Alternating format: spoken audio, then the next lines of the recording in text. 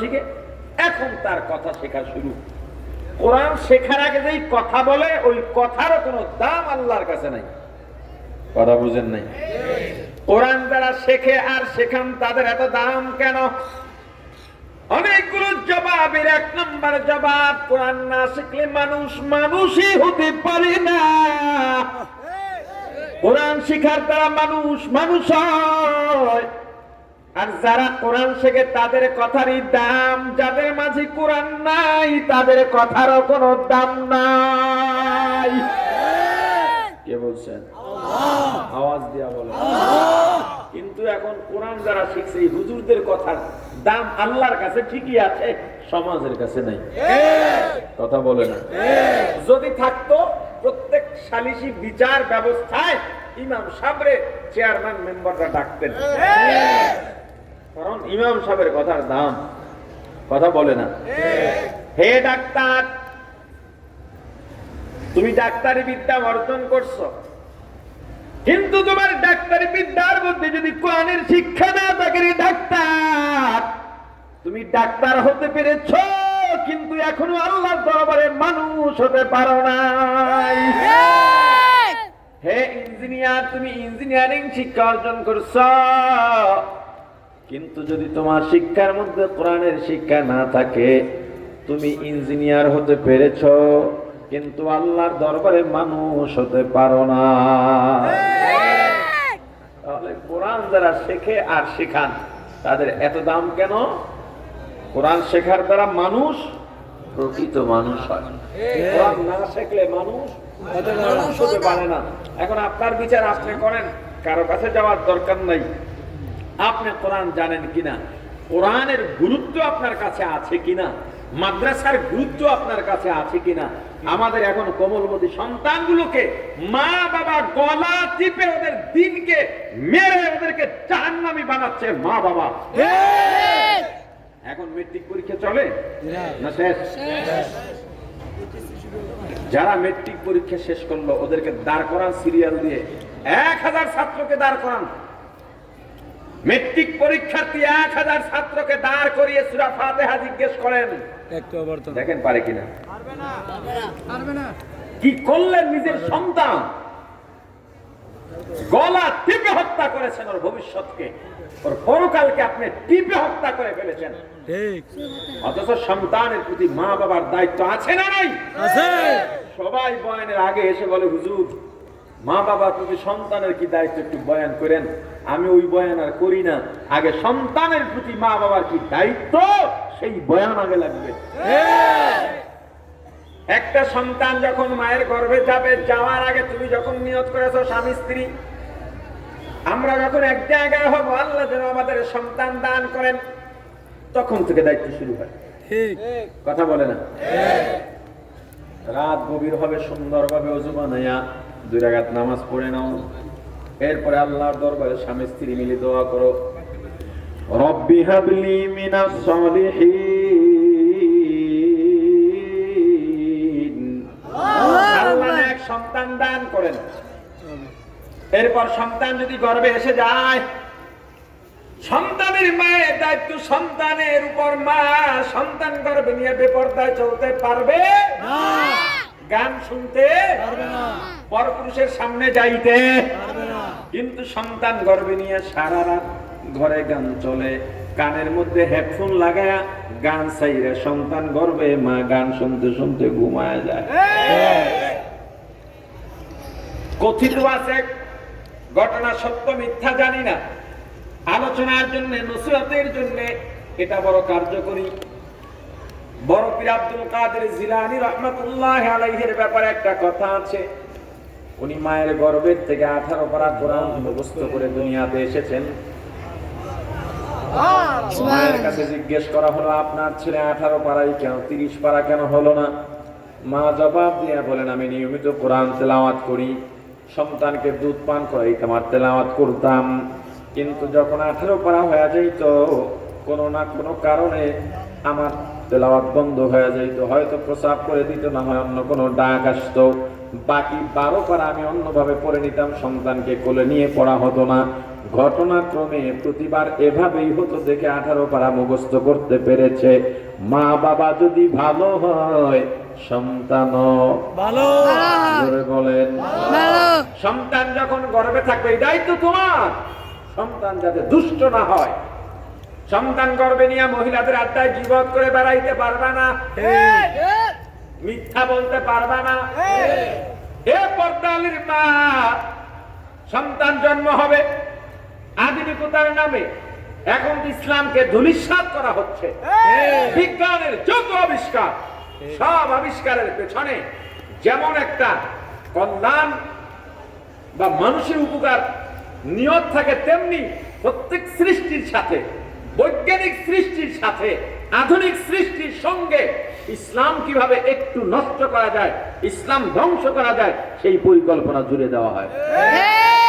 যেমন বর্তমানে আগে স্লোগান ছিল ছেলে হোক মেয়ে হোক দুটি সন্তানই যথেষ্ট।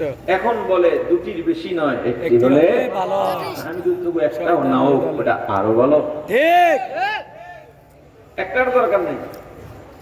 এক লোক, আমি বরগুনা জেলায় মাহফিলে গিয়েছিলাম, বেশ আগের কথা, আমার কাছে এসে বলে হুজুর দোয়া করেন একটা সন্তান যেন আল্লাহ দেন। 12 বছর হয়েছে বিয়ে করছি, সন্তানের নাম করেন কি কয় পরিবার পরিকল্পনায় কাজ করি। হায় হায়, কঠিন কাজ। আমি কি আল্লাহর পরিকল্পনা ঠিকভাবে কাজে লাগছে? আল্লাহর পরিকল্পনা ঠিক কাজে লাগে, ঠিকভাবে কাজে লাগছে। আর আল্লাহ রাসূল সাল্লাল্লাহু আলাইহি সাল্লাম বলেছেন, আমার উম্মতের সংখ্যা যত বেশি হবে কিয়ামতের ময়দানে আমার গর্ব তত বাড়বে। সুবহানাল্লাহ। এজন্য আল্লাহ রাসূল ঈদগাহ কম করতে বলেছেন, জুমা কম করতে বলেছেন। এলাকা ভিত্তিক একটা জুমার মসজিদ থাকলে, একটা ঈদগাহ থাকলে সব মানুষগুলো এক জায়গায় ঈদের নামাজ পড়তে আসবে, জুমা আদায় করার জন্য আসবে। নামাজ শেষে যখন বের হবে সব সুন্নতি লেবাস মনে হবে সব আল্লাহ রাসূলের উম্মতের দখলে এলাকা। এটা একটা গর্বের বিষয়, এটা একটা গর্বের বিষয়। কিন্তু ঘরে ঘরে জুমা, রুমে রুমে ঈদ, দুইটা ঈদই হয় না, এখন আরো ঈদ বানাইছে, টেরাকে টেরাকে ঈদ। কথা বলে না।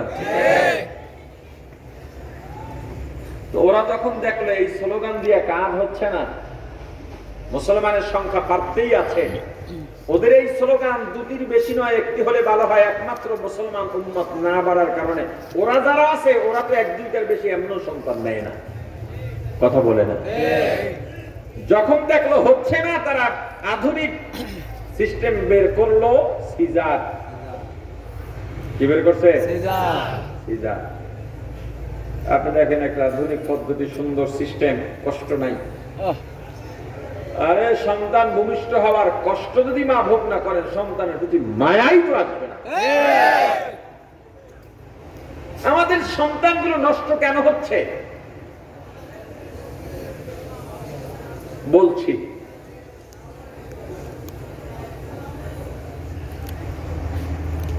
সিজারের মাধ্যমে সন্তান হলে ওই মহিলা 2টা সর্বোচ্চ 3টা, এর বেশি সন্তান নিতে পারবে না। ওই সন্তানের ডান কান বাম কান আজান একামত হচ্ছে না। হাসপাতালে হলে হয়? কথা বলেন না। স্বামীও চাকরি করে, বউও চাকরি করে, ছেলে মেয়ে পালে কে? কাজের বুয়া। যে সন্তান লালন পালন করে ওই সন্তান তো কাজের বুয়ার মতোই হবে। হুজুরদের কাছে এসে কান্দাকাটি করে লাভ নাই যে মা বাবার খেদমত কেমনে করবে এই ওয়াজ করেন, তুমি নিজেই তো সন্তানের দায়িত্ব পালন করো নাই। সন্তান যখন ভূমিষ্ঠ হবে, ভূমিষ্ঠ হওয়ার পর থেকে সন্তানকে শেখানো, এটা বিশাল আলোচনা, আমার ওইটা দায়িত্ব না, ওইটা আলোচনা আজকে বিষয় না, তবুও বলে দিলাম। সন্তান ভূমিষ্ঠ হবে, ডান কানে আজান বাম কানে কামত, 1 সপ্তাহের মধ্যে সুন্দর ইসলামী একটা নাম রাখা, চুল কামানো, আকিকা দেওয়া সামর্থ্য থাকলে। এখন নাম, ওরে নাম ফোন দিয়া কাগজের 2 অক্ষর একটা নাম জানেন কি? নয় কারণ নাট 3 অক্ষরে নাম চাইলে বল্টু, 4 অক্ষরে নাম চাইলে ট্যাবলেট। এটা কেমন কথা? আরে এইটাই কথা মিয়া। তুমি 2 অক্ষর 3 অক্ষর কেন খোঁজো? নামও নাজাতের উসিলা হবে। কিয়ামতের ময়দানে আল্লাহর কয়েকটা রূপ হবে। কখনো কাহার, কখনো রহমান রহিম, কখনো গফফার। আল্লাহর যখন গফফার বা রহমান রহিমের রূপ থাকবে, দয়ার রূপ, আপনার জাহান্নাম ফয়সালা হয়ে গেছে একটা নেকের অভাবে। জাহান্নামীকে জাহান্নামের ফেরেশতারা শিকল লাগায়া হাতে পায় টেনে হেসে জাহান্নামের দিকে নিয়ে যাবে। জাহান্নামী বারবার ফিরে ফিরে আল্লাহর কুরসির দিকে তাকাবেন। আল্লাহ বলবেন, কিরে তাকাস কায়ে, ওর এদিকে নিয়ে আয়। কি হইছে? জাহান্নাম কা? আল্লাহ একটা নেকের অভাব, ওই একটা নেকের অভাবে জাহান্নামে যাবি।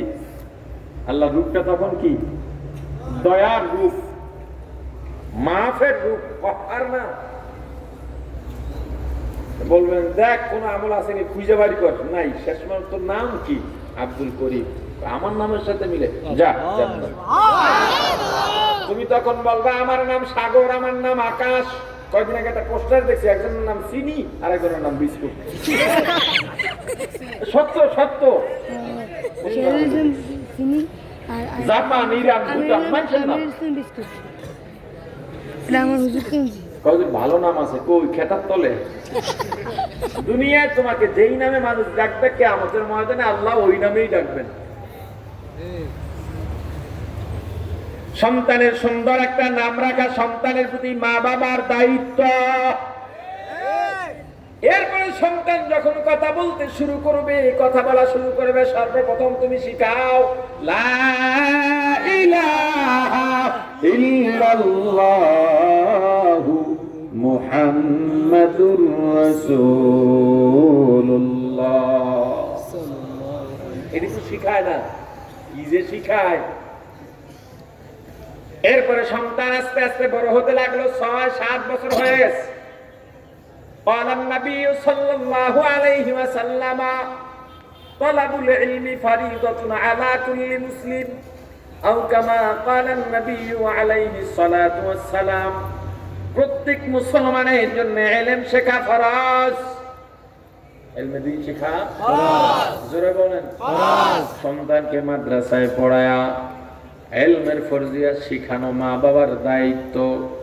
কতটুকু শিখতে হবে? দাওরা পাস করা শর্ত না, কামেল পাস করা, মুফতি মাওলানা হওয়া শর্ত না। এতটুকু শিক্ষা দিতে হবে, হালাল হারাম, পাক না পাক, জায়েজ না জায়েজ, ঠিক এগুলো শিখতে হবে। কি কি পাক, কি কি না পাক, কি কি হালাল, কি কি হারাম, কি কি জায়েজ, কি কি না জায়েজ, এগুলো শেখাতেই হবে। মুসলমান ইমানদার, সন্তানের প্রতি তুমি দায়িত্ব পালন করলে না। আমাদের ছেলেরা, আমাদের যুবকরা দিন জানে না, এর চাইতে বড় ধ্বংসের আর কোনো কারণ থাকতে পারে না। এই সমাজে অশান্তি, মুসলমানের মধ্যে ইসলাম নাই, মুমিনের মাঝে ঈমান নাই, কুফরি, শিরিক, বেদাত রন্ধ্রে রন্ধ্রে ঢুকে গেছে। কোরআন যারা শেখে আর শিখান, মাদ্রাসার ছাত্র শিক্ষকের এত দাম কেন? কোরআন না শিখলে মানুষ মানুষই হতে পারে না। কোরআন শেখার দ্বারা মানুষ মানুষ হয়। কোরআন যারা শেখে আর শেখান, তাদের এত দাম কেন?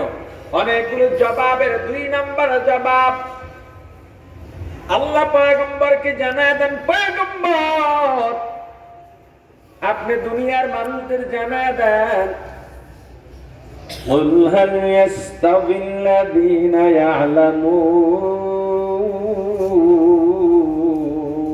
يعلمون الله أكبر قل هل يستوي الذين يعلمون والذين لا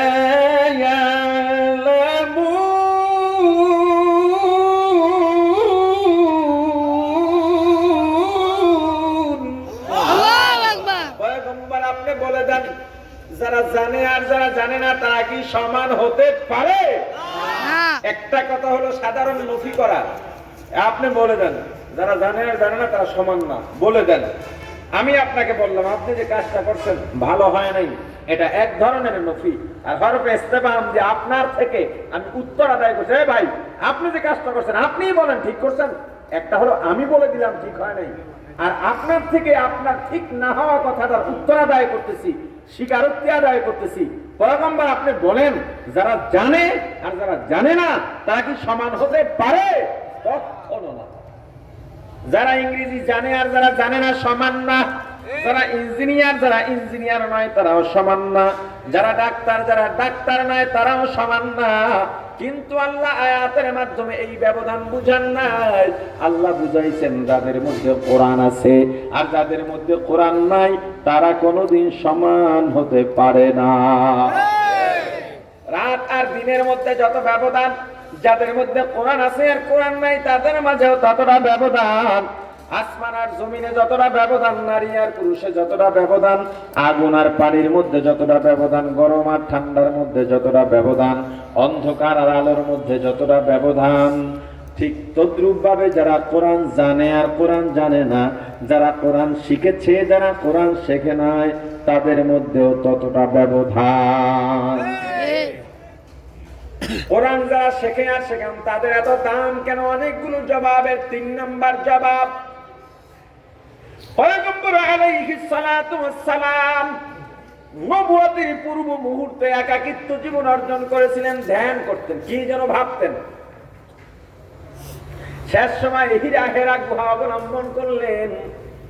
হেরা গুহা থেকে মাঝে মাঝে বাসায় ফিরতেন, শেষ দিকে আর বাসায় ফিরেন না। আম্মা জান খাদিজাতুল কুবরা রাদিয়াল্লাহু তাআলা আনহা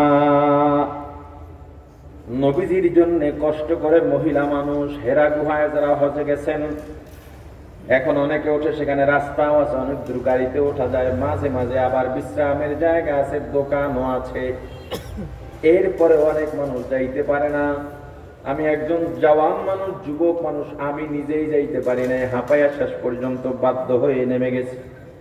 কিন্তু ওই সময় যারা মিডল ইস্টে থাকেন বা সৌদি আরব গিয়েছেন, আদি যে পাহাড়গুলো আছে দেখবেন, ওই পাহাড়ের পাথরগুলো ধারালো, চতুর্দিকে ধারালো, উঠতে গেলে পা কেটে যাবে।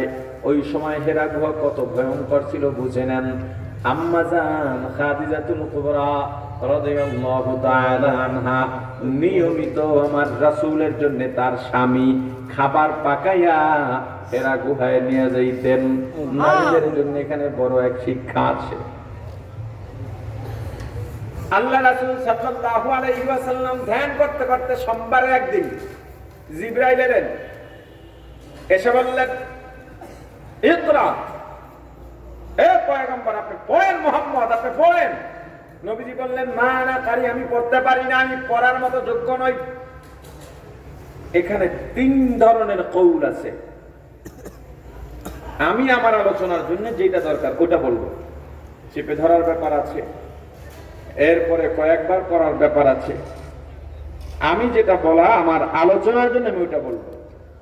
জিবরাইল বললেন ইকরা, নবীজি বললেন আমি পড়তে পারি না। জিবরাইল আবার বললেন ইকরা, আমি পড়তে পারি না। আবার বললেন ইকরা, নবীজি বললেন আমি পড়তে পারি না। এবার জিবরাইল বললেন ইকরা বিসমি রাব্বিকাল্লাযী খালাক। পয়গম্বর আপনি পড়েন, হে মুহাম্মদ আপনি পড়েন, আপনার রবের নামে যিনি আপনাকে সৃষ্টি করেছেন। কথা বুঝবেন, যখনই বললেন আপনার রবের নামে পড়েন, আপনার আল্লাহর নামে পড়েন, তখন রাসূল সাল্লাল্লাহু আলাইহি সাল্লাম পড়া শুরু করলেন, ইকরা বিসমি রাব্বিকাল্লাযী খালাক, খালাকাল ইনসানা মিন আলাক, ইকরা ওয়া রাব্বুকাল আকরাম, আল্লাযী আল্লামা বিল কলম, আল্লামাল ইনসানা মা লাম ইয়ালাম। রাসূলের উপরে সর্বপ্রথম এই 5 আয়াত নাজিল হয়। এরপরে 3 বছরে আর কোনো ওহী আসে না, আয়াতও নাজিল হয় না। 3 বছর পর সূরা মুদাসসিরের মাধ্যমে 30 পারা ধারাবাহিকভাবে আল্লাহ রাসূলের উপরে কোরআন নাজিল হতে থাকে। ও মুসলমান ইমানদার, দেখেন আল্লাহ রাসূলকে জিবরাইল যতক্ষণ বললেন আপনি পড়েন, রাসূল পড়েন নাই। যখনই বললেন আল্লাহর নামে পড়েন, পড়া শুরু করেছেন। কারণ এতক্ষণ শুধু পড়ার কথা বলছেন, আল্লাহ রাসূল পড়েন নাই। আল্লাহর নামে পড়তে বলার পর পড়া শুরু করেছেন। অতএব বোঝা গেল আল্লাহর নামের পড়ার নামই হলো শিক্ষা। যেই পড়ায় আল্লাহর নাম নাই, যেই শিক্ষায় আল্লাহর শিক্ষা নাই, ওই শিক্ষা দুনিয়ার সাময়িক কাজে লাগলেও পরকালে কোনো উপকারে আসবে না। আল্লাহর নামের শিক্ষা কোন শিক্ষা? কোরআনের শিক্ষা। আল্লাহর নামের শিক্ষা কোন শিক্ষা? এজন্য কোরআন যারা শেখে আর শেখান তাদের দাম দুনিয়ার সব থেকে বেশি। অনেকগুলো জবাবের শেষ জবাব দেব, আর অনেক জবাব আছে, শেষ জবাব দেব। এই জবাব বোঝার আগে, জানার আগে আমাদের কিছু কথা বুঝতে হবে, জানতে হবে। কোরআনের প্রধান দিক দুইটা। কয়টা? আপনারা বিরক্ত? আমি একটু সময় দিই, বিরক্ত হলে 10 সেকেন্ড সময়, যারা যাওয়ার যেতে পারে। সব গেল আপত্তি নেই, বয়ান যে স্টাইল আছে এভাবেই চলবে, এই গুরুত্ব দিয়েই চলবে। 10 সেকেন্ড সময় দিলাম, যারা যাওয়ার যেতে পারেন। সময় শুরু এখন। এই পোলাপান সময় গুনিস, 10 সেকেন্ড পর আমার এই কবিজের সময় শেষ।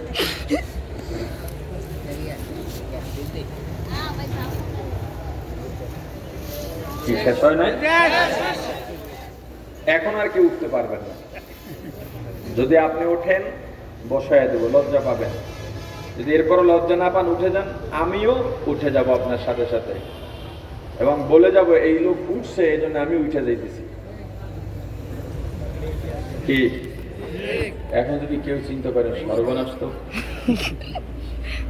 ভাবছিলাম হুজুরা তো এমনি বলে, পরে আর উঠলে কি হইব, কিন্তু এখন তো দেখি ভেজাল। কি করি?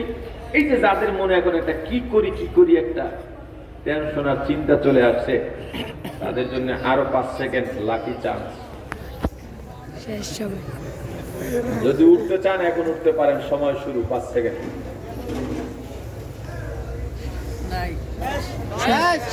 বাস, উঠলেন না কেউ। দোয়া শেষ হয়ে আমি এখান থেকে বের হব, তারপরে আপনারা উঠবেন। এরা উঠতে পারবেন। আমি কিন্তু কথাটা নরমালে বলছি, তবে সিরিয়াস নিয়েন কথা, ঠিক আছে? ইনশাআল্লাহ। নরমালে বললো এই কথা অনেক আবেগ আছে, অনেক গুরুত্ব আছে। ওই যে দেখছেন মোরাইয়া এখন উঠে, এতক্ষণ টাইম দিয়ে ছুটে নাই, এখন উঠে। হ্যাঁ,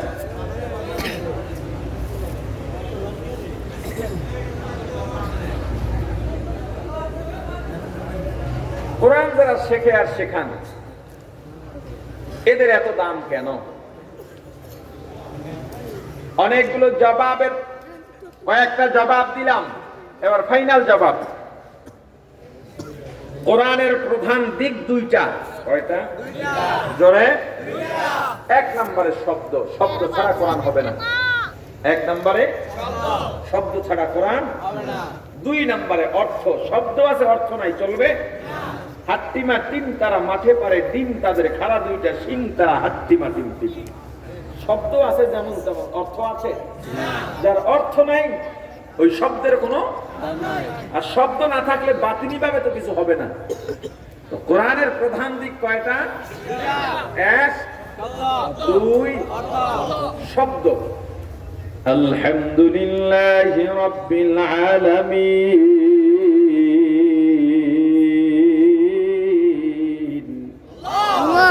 শব্দ বললাম, এখন অর্থ লাগবে কিনা? অর্থ বললাম, সমস্ত প্রশংসা আল্লাহর। কোন আল্লাহ? যিনি সমগ্র জগতের প্রতিপালক। শব্দ বললাম, অর্থ বললাম। প্রধান দিক কোরআনের দুইটা, 1 নম্বরে শব্দ, 2 নম্বরে অর্থ। এই দুইটার মধ্য দিয়ে আর একটা জিনিস বের হয়, যার নাম মূল তত্ত্ব বা তাফসীর বা ব্যাখ্যা। কোরআনের ব্যাখ্যা না জানলে কোরআন বোঝা মুশকিল, বোঝা যাবেও না। এজন্য যারা মাদ্রাসায় পড়ে নাই, তাফসীর পড়ে নাই, তাদের জন্য বাংলা অর্থ সহ কোরআন পড়া জায়েজ না। বলবেন এটা আবার কোন ফতোয়া শুনাইলেন? আমি মিলিয়ে দিচ্ছি। বর্তমান সময়ে এলাকার কিছু পণ্ডিত মানুষ বাইরে হয়ে গেছে, বাংলা কোরআন বাংলা হাদিস পড়া ইমাম সাহেবের গিয়া ফতোয়া দেয়। আছে না নাই? খুব পণ্ডিত মনে করে। এই পণ্ডিতদের অবস্থা কি আমি বলি। এক লোক নামাজ পড়তেছে, নামাজের মধ্যে হাওয়া ছাড়ছে, মানে ভাত দিছে। কি দিছে? হাত দিছে। ভাত দিলে ওযু চায়? কথা বলে না। কিন্তু হ্যাঁ, পা স্টার্ট আছে, নামাজ স্টার্ট আছে। পা দিয়ে আর নামাজ পড়ে। নামাজ শেষ করার পর এক লোক বললেন, এ মিয়া, আপনি কি কেমন নামাজ পড়লেন? পাত দিয়েছেন আর নামাজ পড়তেছেন। মিয়া, পাত দিলে অজু যায়, কোনো দলিল আছে? পাত দিলে অজু যায় না, সেই দলিল আছে। কোথায় আছে? বুখারী শরীফে আছে। বাইর করো, বাইর করে দেখে আসলে পাত দিলে অজু যায় না। পরের পৃষ্ঠাটা ফির উল্টাও না, উল্টে দেখে পাত দিলে অজু যাবে না। কখন? শর্ত। শব্দ হয় নাই, কি হয় নাই? অনুমান করছে হাওয়া বের হতে পারে, কিন্তু শিওর না, শব্দ পায় না, এই জন্য। এরপর খুঁজবে গন্ধ আসে কিনা। কথা বলে না। যদি শব্দ না পাওয়া যায়, গন্ধ না পাওয়া যায়, তখন ওই লোক চাইলে অজু না করেও থাকতে পারে, অজু ছুটবে না, তবে অজু করা উত্তম।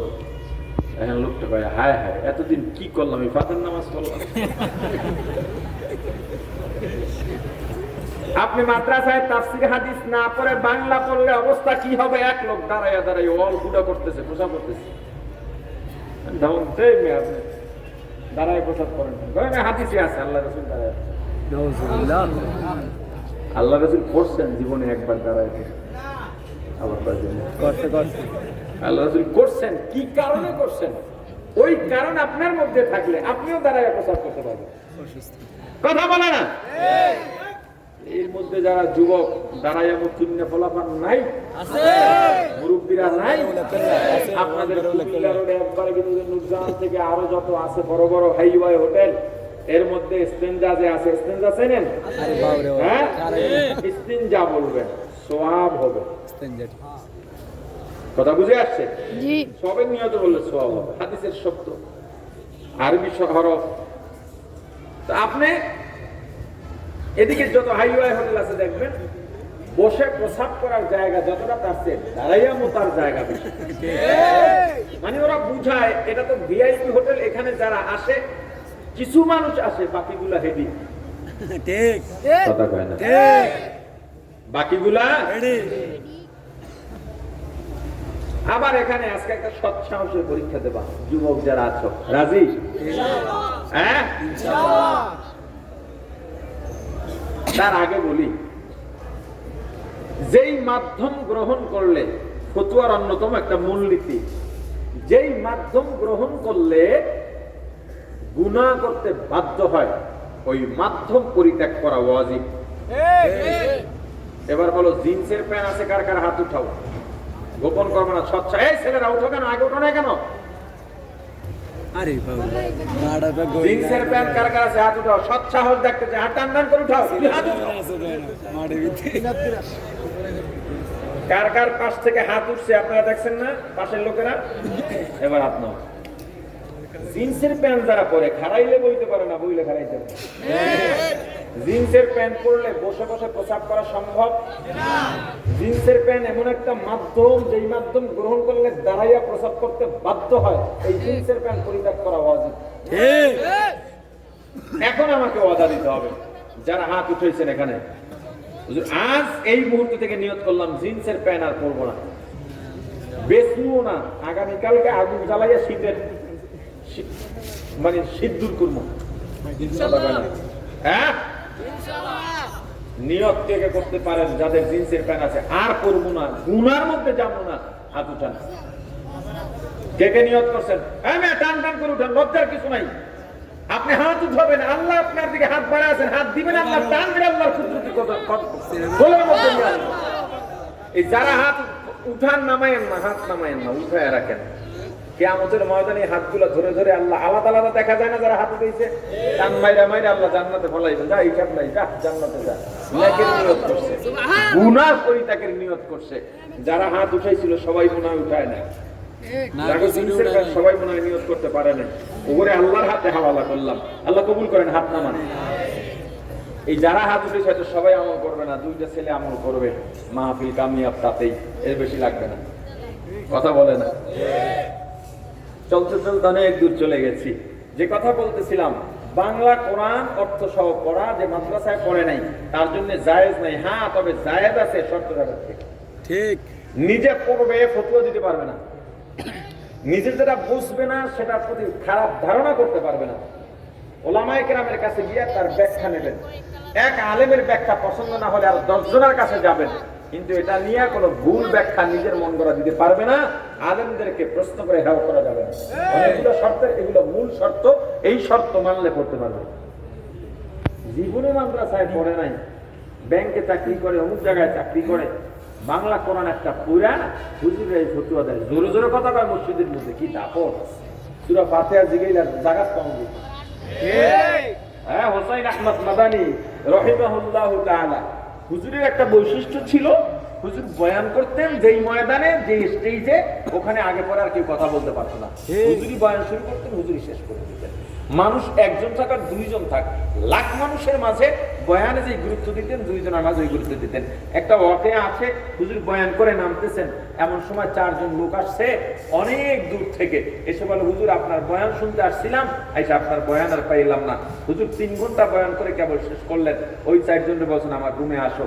ময়দানে 3 ঘন্টা যে ওয়াজ করছেন, হুবহু 3 ঘন্টা ওয়াজ 4 জনের বসায় রুমের ভিতরে করে দিয়েছেন। আউলিয়ারা কারে উকবা ইখতিয়ার, জাহেলারা কারে দুনিয়া ইখতিয়ার, আশিকারা মিল্লাত মাযহাব জুদাস্ত, আশিকারা মিল্লাত মাযহাব খুদা। আউলিয়া কেরামের সম্মান অন্যরকম, চিন্তা চেতনা চলাফেরা সবকিছু আমাদের থেকে ভিন্ন। তো আমার যেটা বলা উদ্দেশ্য, মাদানী রহমাতুল্লাহ আলাইহি বয়ান করতেছেন সাহেবে দাওয়াত। হুজুরের আর একটা বৈশিষ্ট্য ছিল, যেটা সাহেবে দাওয়াত শুনছেন। বৈশিষ্ট্য হলো, হুজুর যে দাওয়াতে যাইতেন, ওই দাওয়াতে হুজুরের সাথে যারা যাইতো ওদেরকে খাওয়াইতেন না। কারণ হুজুরের চিন্তা, দাওয়াত দিছে আমার একারে, আমারে খাওয়াইবো, ওপরে খাওয়াই কেমনে। মূলত হুজুরের সাথে অন্তত 10, 20, 50টা ছাত্রও যাইতো। আমাদের সাথে 1-2 জন আসে, এটা মাহফিল কমিটি আগেই জিজ্ঞেস করে নেয়, হুজুর আপনার সাথে কয়জন আসবে, তার মানে এই কয়জনেরই দাওয়াত, ঠিক না? তো এইটা শুনে সাহেবে দাওয়াত বয়ানের মাঝে কানে কানে হুজুরে বলতেছেন, হুজুর আপনার সাথে যারা আছে সবাই আজকে দাওয়াত আমার বাড়িতে খাবে। হুজুরের কথাটা শুনে সাথে সাথে সবাই বলে, এই আপনার আজকে সবার দাওয়াত। পড়ছেনি বেটা বেজালে, হুজুর দাওয়াত দিচ্ছে আপনার সাথে লোকজনকে, গরু জবর দিচ্ছি একটা, এত মানুষের কেমনে খাওয়ানো, বুঝলাম খাওয়ানোর সামর্থ্য আছে, পাক করবো কোন সময়। হুজুর কয় টেনশন করে না মেয়ে, বসে থাকো, বয়ান শেষ করে লই। হুজুরে দাওয়াত দিচ্ছে, সবাই বসে রয়েছে, পাও খাওয়ান পাইলে সারেকে দাওয়াত পাইছে, সবাই কেট করে পেটুক যেগুলো আছে যাকে খবর। হুজুরে বয়ান শেষ করে আপনারা খাইতে রাজি, হা রাজি কথা, সবাই সেইটা। এবার আসেন তাশাহুদ শুনান শুদ্ধ করে, যে শুনাইতে পারবেন এই পাশে তারা খাইবেন, শুনাইতে পারবেন না ওদিকে যাবেন।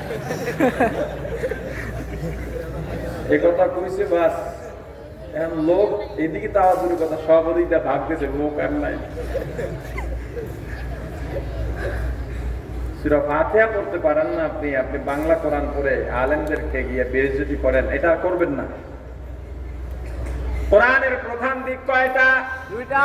জোরে বলেন। 2টা। 1 শব্দ, 2 অর্থ। এই 2টা জিনিসের মধ্যে থেকে আর একটা জিনিস বের হয়, যার নাম তাফসীর বা ব্যাখ্যা, মূল তত্ত্ব। যেমন আমি বললাম আলহামদুলিল্লাহি রাব্বিল আলামিন, সমস্ত প্রশংসা কার? আওয়াজ দিয়া বলেন কার? দেখছেন অবস্থা, আপনি তো কোরআনের তাফসীর জানেন না, আপনি তো কোরআনে দেখবেন সমস্ত প্রশংসা আল্লাহর, সঙ্গে সঙ্গে প্রশ্ন আসবে, সমস্ত প্রশংসা যদি আল্লাহর হয়, কণ্ঠদার ভালো, শিল্পীর কণ্ঠ হলে শিল্পীর প্রশংসা ভালো, প্রশংসা করা হয়। এক বাড়িতে খাইতে গেছেন, রান্না ভালো হয়েছে, তরকারি করে রান্নাটা খুব মজা হয়েছে, আল্লাহর প্রশংসা করছেন? কার প্রশংসা করছেন? শিল্পীর কণ্ঠ ভালো, কার প্রশংসা করলেন? আম মিষ্টি লাগে, কার প্রশংসা হলো? তাহলে আল্লাহ সমস্ত প্রশংসার মালিক, সমস্ত প্রশংসা একমাত্র আল্লাহর জন্য কেমনে হলো? এটা বোঝার জন্য তাফসীর জানতে হবে। এটা বোঝার জন্য তাফসীর জানতে হবে। যেমন সূরা ফিলের মধ্যে আছে, আলাম তারা কাইফা ফাআলা রাব্বুকা বিআসহাবিল ফিল। আল্লাহু আকবার। পয়গম্বর আপনি কি দেখেন নাই আপনার আল্লাহ হাতি বাহিনীর সঙ্গে কি আচরণ করেছে আপনি কি দেখেন নাই? ওই যে আব্রাহা হাতি বাহিনী নিয়ে বাইতুল্লাহ ভাঙার জন্য আসছিল, ওই ঘটনার কথা আল্লাহ বলতেছেন কি আলাম তারা, আপনি কি দেখেন নাই যে ওই হাতি বাহিনীর সাথে আল্লাহ কি করছেন? অথচ ঘটনাটা ঘটেছে আল্লাহ রাসূল দুনিয়াতে আসার 50 থেকে 55 দিন আগে। ঘটনাটা আব্রাহার ঘটনা, বাইতুল্লাহকে ভাঙতে গেছে হাতি বাহিনী নিয়ে আব্রাহা, তৎকালীন ইয়ামান শাসক আব্রাহা যে বাইতুল্লাহ ভাঙতে গেছে, এই ঘটনা নবীজি জন্মের আগে না পরে? জোরে বলেন না। 50 থেকে 55 দিন আগের ঘটনা, অথচ আল্লাহ কি বললেন আপনি কি দেখেন নাই? এটা অর্থ আলাম তার, আপনি কি দেখেন নাই? এটা অর্থ। কিন্তু আপনি যদি ঘটনা জানেন আব্রাহার ঘটনা রাসূলের জন্মের আগে, তাহলে আল্লাহ কেমনে বললেন আপনি কি দেখেন নাই? তাহলে কি কোরআনে ঝামেলা আছে নাকি? এই চিন্তা মনে আইলেও তো ঈমান শেষ। এই জন্য তাফসীর জানতে হবে। আপনি কি দেখেন নাই? দেখা দ্বারা দেখা উদ্দেশ্য নয়, দেখা দ্বারা শোনা উদ্দেশ্য। আপনি কি শোনেন নাই? আপনি কি জানেন নাই? সমস্ত প্রশংসা আল্লাহ, কিন্তু আমরা তো দেখি শিল্পীর কণ্ঠ যদি ভালো হয় শিল্পীর প্রশংসা করা হয়, রাঁধুনির রান্না যদি ভালো হয় রাঁধুনির প্রশংসা করা হয়, আম যদি মিষ্টি হয় আমের প্রশংসা করা হয়। এবার আমাকে বলেন, শিল্পীর কণ্ঠ নিজের থেকে বানাইছে না কেউ দান করছেন? আল্লাহ দান করছেন। কে দান করছেন? জোরে বলেন। আমের মিষ্টতা, কাঁঠালের মিষ্টতা কে দান করেছেন? যদিও দেখা সত্ত্বে ব্যক্তি বা বস্তুর প্রশংসা করা হয়, মূলত সব প্রশংসা গিয়া জমা হয় আল্লাহর প্রশংসার ঝুলিতে। কোরআনের প্রধান দিক কয়টা বলছিলাম?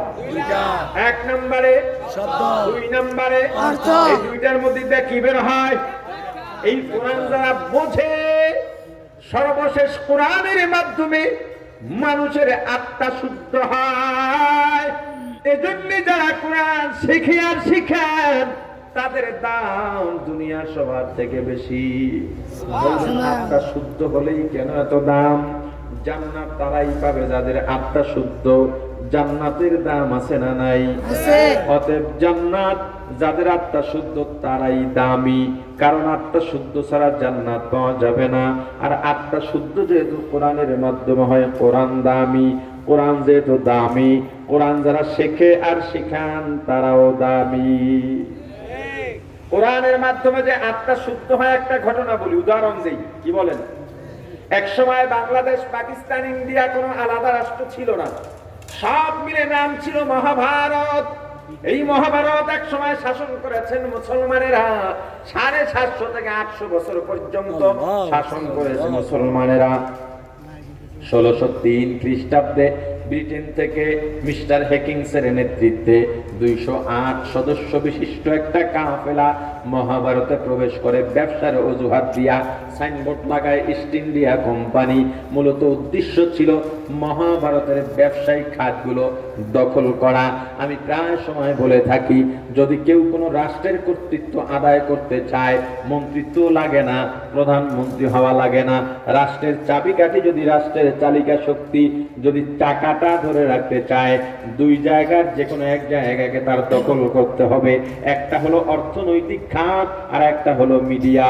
বাংলাদেশের মিডিয়া ইমানদারের হাতে না নাস্তিকের হাতে? 12টার পর মোসওয়ালা মুরগিরা আইসা টিভির বাক্সে ওইসব বড় বড় লেকচার দেয়, মনে করে ওরাই দেশের মালিক।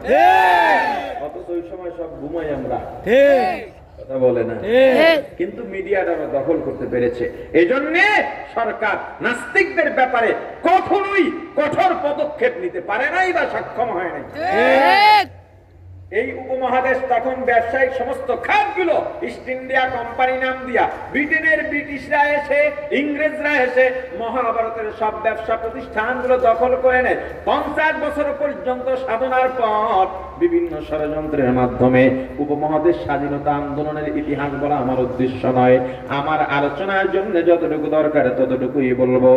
50 বছর ষড়যন্ত্রের মাধ্যমে মহাভারতের ক্ষমতা ছিনিয়ে নেয় ইংরেজরা।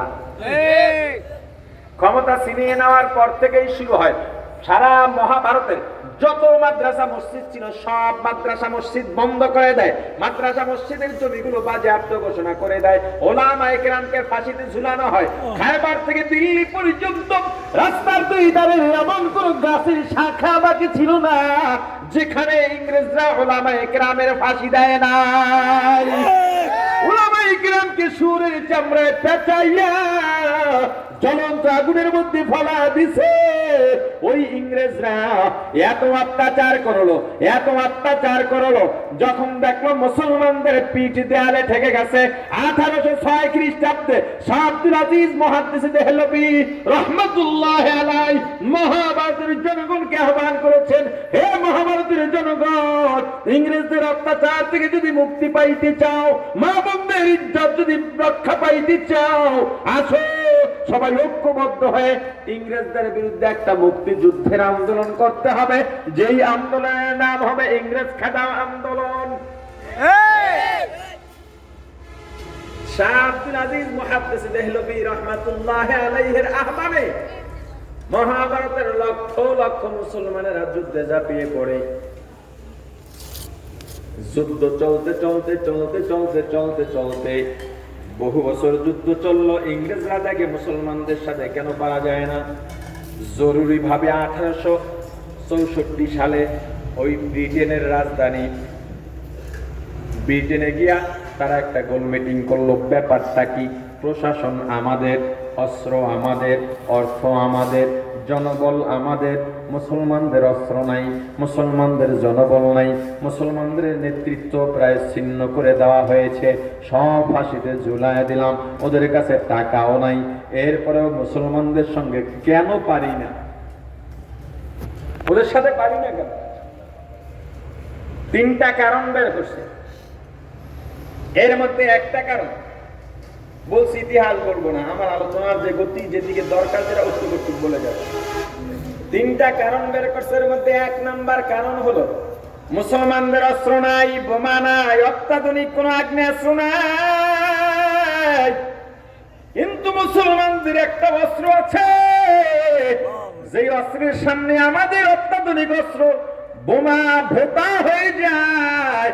ওই অস্ত্রের নাম কি? বলে অস্ত্রের নাম ঈমান। ঈমান, ওদের ঈমানে এত পাওয়ার, আমাদের কোন অস্ত্র ঈমানের সঙ্গে ঈমানের সামনে দাঁড়াইতে পারে না।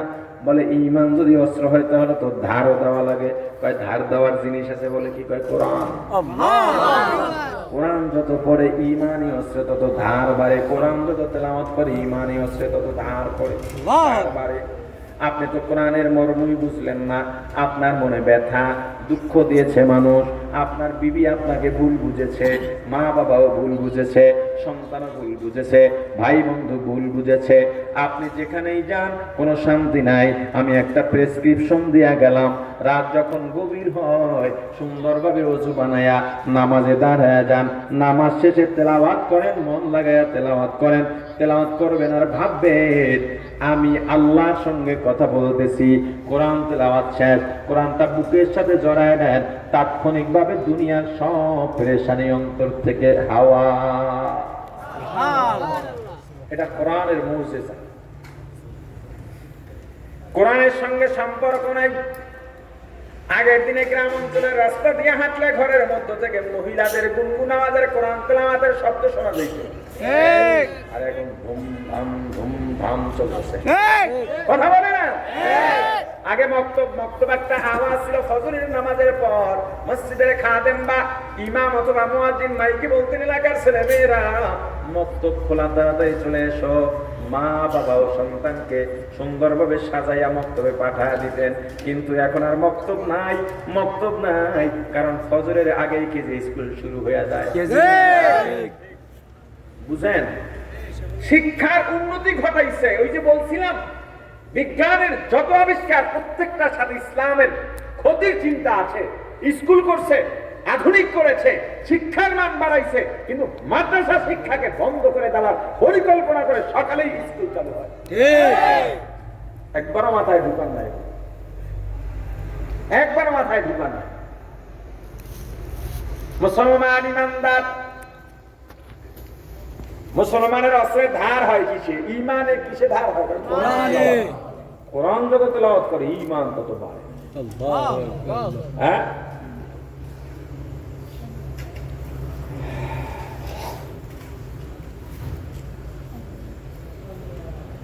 কোরআনে আছে না একটা ভুলে গেলাম, ইদা তুলিয়াত আলাইহিম আয়াতু যাদাত ঈমান। ঠিক আছে, কোরআনের তেলাওয়াত যখন শুরু হয়, কোরআন তেলাওয়াতের মাধ্যমে তার ঈমান বাড়তে থাকে, ঈমান বাড়তে থাকে, ঈমানের পাওয়ার বাড়তে থাকে।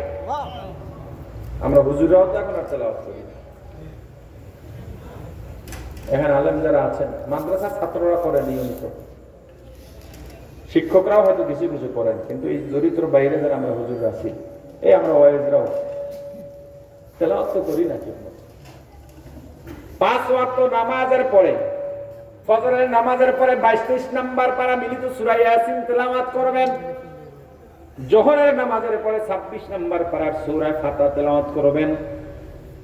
আসরের নামাজের পরে 30 নাম্বার পারার প্রথম সূরা সূরাতুন নাবা তেলাওয়াত করবেন। মাগরিবের নামাজের পরে সূরাতুর রহমানের পরে সূরা 27 নাম্বার পারার সূরাতুল ওয়াকিয়া তেলাওয়াত করবেন। এশার নামাজের পরে 29 নাম্বার পারার প্রথম সূরা সূরাতুল মুলক তেলাওয়াত করবেন। জুমার দিন সূরা কাহফ তেলাওয়াত করবেন। আর যদি সম্ভব হয় দৈনিক কমপক্ষে 1 পারা কোরআন তেলাওয়াত করবেন। ঘরের মা বোনেরা, ঘরের মধ্যে কোরআন ঢুকাও, কোরআনের আওয়াজ জারি করে দাও।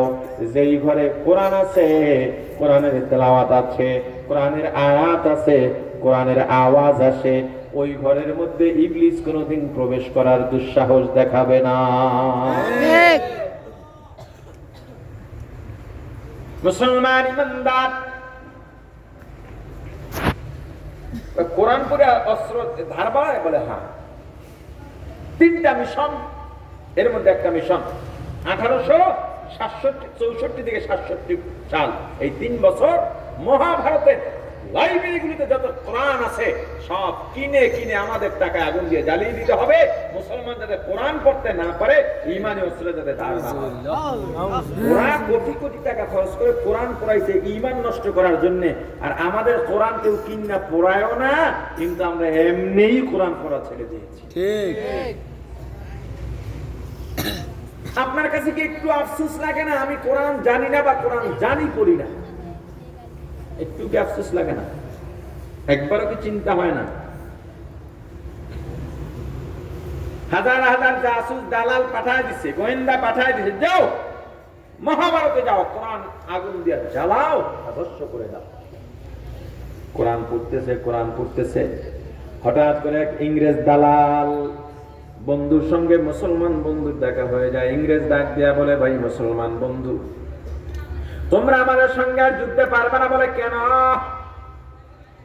যেই কোরআন পড়ে তোমাদের ঈমানে অশ্লীল ধার বাড়াও, ওই কোরআন আমরা আগুন দিয়া জ্বালা দিছি, আর বাকি নাই, যতটুক বাকি আছে তাও পড়াই দেব, তোমরা আর ঈমানে অশ্লীল ধার বাড়াইতে পারবা না। মুসলমান বন্ধু একটা মুস্কি হাসি দিয়া বলেন, ওরে না ফরমান, বল যে কোরআন পড়াও দেখতে কেমন? বলে, একটা ডিকশনারির মতো। কি দিয়া বানানো? কাগজ দিয়া বানানো। ভেতরে কি আছে? কালো কালি দিয়া লেখা। হাত আসেনি? নাই। পা আসেনি? নাই। জবান আসেনি? নাই। কথা বলতে পারেনি? না, পারে না। প্রতিবাদ করতে পারেনি? না, পারে না। কাগজের কোরআন, কালো লেখার কোরআন, হাত নাই, পা নাই, এমন কোরআন পড়ায়া বাহাদুরি দেখাও। তুই তো জানোসই না আল্লাহর এমন কোরআন আছে, যেই কোরআনের হাত আছে, পা আছে, জবান আছে, কথা বলতে পারে, তোরে থাপড়াইতেও পারে। আল্লাহ কি বলিস?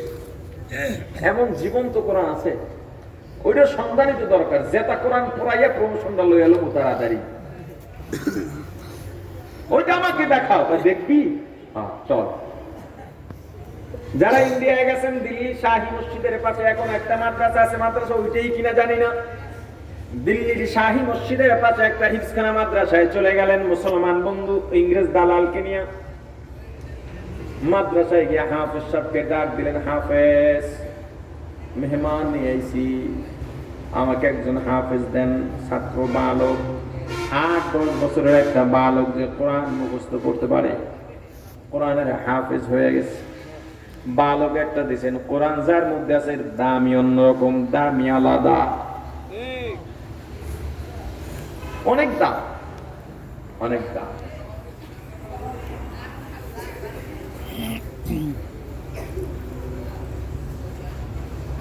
এলাকায় একটা মদখোর, মানুষ সবাই ঘৃণা করে, একদিন মারা গেছে। মানুষজন ঘৃণায় জঙ্গলে ফেলায় দিয়েছে। এই কথা শুনেন ভালো করে, জঙ্গলে ফেলায় দিয়েছে। ওর জানাজা হবে না, মদখোর, অসভ্য, ওর জানাজা কি দেব? তৎকালীন সময় বিখ্যাত 3 জন বুজুর্গকে আল্লাহ স্বপ্নে দেখাইলেন, ওর জানাজা দাও সম্মানের সাথে। একদিন, 2 দিন, 3 দিন ব্যাপার, জানাজার প্রস্তুতি হলো, মানুষজন সব দাওয়াত দিলেন। এক হুজুর ঘোষণা দিলেন, এই যুবক সম্পর্কে কে কি জানো, কেন আমাদেরকে স্বপ্নে দেখানো হলো, কি করেছে ও? ও পিছনে মাদ্রাসার একটা ছাত্র চোখের পানি ছেড়ে দাঁড়াইছে, থরথর করে কাঁপতেছে, আর কাঁপতেছে, চক্ষু দিয়ে টপ টপ করে পানি পড়তেছে। কি তুমি কিছু জানো? বলে জানি। কি? আমি কোরআন তেলাওয়াত করি, মাদ্রাসার ছাত্র, আমার রুমের মধ্যে বসে আমি কোরআন তেলাওয়াত করি, হঠাৎ করে মোমবাতি নিভে গেছে, মোমবাতি শেষ হয়ে গেছে, কোরআন পড়তে পারি না, আমার কাছে টাকাও নাই। আমি একটা চিৎকার দিয়েছিলাম, আল্লাহ আপনার কোরআন তেলাওয়াত করব, মোমবাতিটাও নাই, চলে গেল, মোমবাতিও শেষ হয়ে গেল, কেউ কি নাই আমাকে একটা মোমবাতি দেবে, আমি জ্বালাইয়া আলোতে কোরআন পড়ব। তখন এই মদখোর যুবক আমার এখান থেকে যাচ্ছিল, মোমবাতি কিনে এনে বলছে, এই লও, কোরআন পড়বা, মোমবাতি নাই, এজন্য তোমার কাঁদতে হবে, আমি যতদিন আছে কোরআনের খেদমত করবো, যাও। সুবহানাল্লাহ। এটা যে রাত্রে ঘটছে ওই রাত্রি যুবক মারা গেছে। ইন্নামাল আমালু বিন্নিয়াত ওয়া ইন্নামা লিইমরিইম মা নাওয়া, নিয়ত যেমন করবা ফলাফল তেমন পাইবা। কোরআনের দাম আছে না নাই? আছে। জোরে কোন? আছে। মুসলমান ইমানদার, ছোট্ট বালকের সামনে মুসলমান বন্ধু ডাক দিচ্ছেন, বাবা আয়।